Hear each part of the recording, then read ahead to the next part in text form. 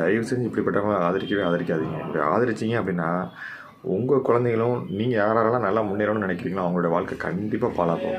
இது உண்மை. அதில் ஒரு விஷயம் என்னென்னு பார்த்தீங்கன்னா, படிப்புங்கிறது சாதாரண விஷயமே கிடையாது. எவ்வளோ கஷ்டப்பட்டு 12வது வரையும் படித்து காலேஜ் படித்து ஏதாவது ஒரு போட்டித் தேர்வு எழுதி அதை பாஸ் பண்ணணுன்னு பாஸ் பண்ணி ஒரு வேலை கிடைக்கும், அதனால் நல்ல சம்பளம் கிடைக்கும், அதன் மூலமாக தன் குடும்பத்தை காப்பாற்றணும்னு கனவோட நிறையா பேர் தன் திறமையை யூஸ் பண்ணி படிக்கிறான்.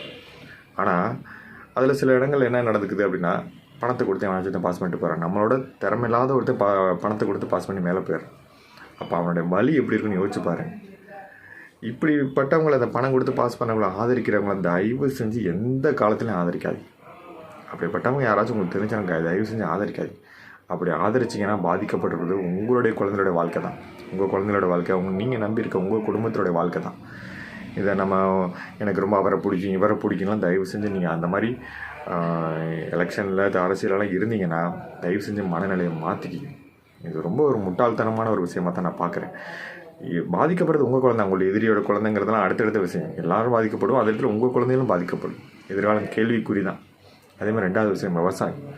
இந்த விவசாயத்துக்காக கண்டு காணாமல் இருக்கிறது, விலை இறங்குறது, அவங்களுக்கு தேவையான சில நல்ல விஷயங்களை பண்ணாமல் இருக்கிறது, அவங்க ஏதாவது ஒரு வெள்ளத்தில் மூழ்கி போனால் அவங்கள கண்டுக்காமல் இருக்கிறது, அந்த விவசாயத்துக்கு தேவையான அடிப்படை வசதிகள் அவங்கள கண்டுக்காமல் ஒதுக்கி அவங்க செய்கிற போராட்டங்களையும் கண்டுக்காமல் ஒருத்தவங்க இருக்காங்கன்னா தயவு செஞ்சு அவங்களையும் ஆதரிக்காது.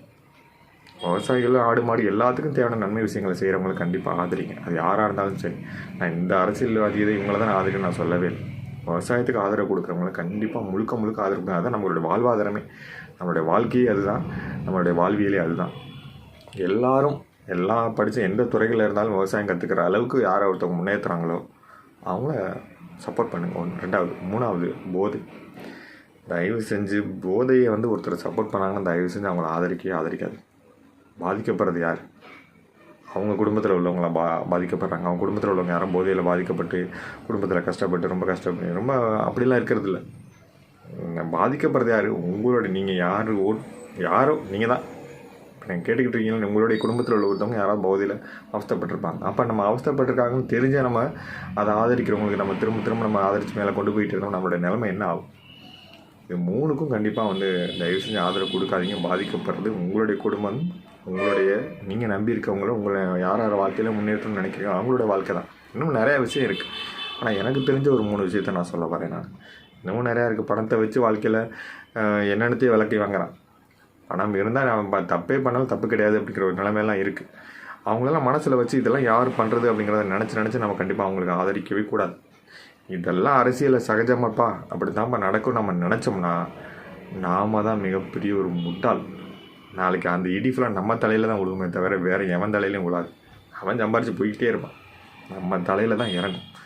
இந்த மாதிரியான விஷயங்களை பண்ணுறவங்கள தயவு செஞ்சு எந்த காலத்துலையும் மன்னிக்காதீங்க. அதை மீறி நீங்கள் ஆதரிக்கிறீங்கன்னா அதான் சொல்லிட்டேன்ல, நம்ம தலையில் மிகப்பெரிய ஒரு இடி விழுவும். அதுதான் உண்மை. பாதிக்கப்படுறது உங்கள் குழந்தைங்களும் உங்கள் குடும்பத்தை சார்ந்தவங்களும் தான் பாதிக்கப்படுவாங்க. தயவு செஞ்சு யோசித்து ஆதரவு கொடுங்க. அது யாராக இருந்தாலும் சரி. உங்களுக்கு இவங்க நல்லவங்க, இவங்க பண்ணுறது சரிதான் அப்படிங்கிற மாதிரி யோசிச்சிங்கன்னா பண்ணுங்கள். இல்லைன்னா தயவு செஞ்சு ஆதரவு கொடுக்காது.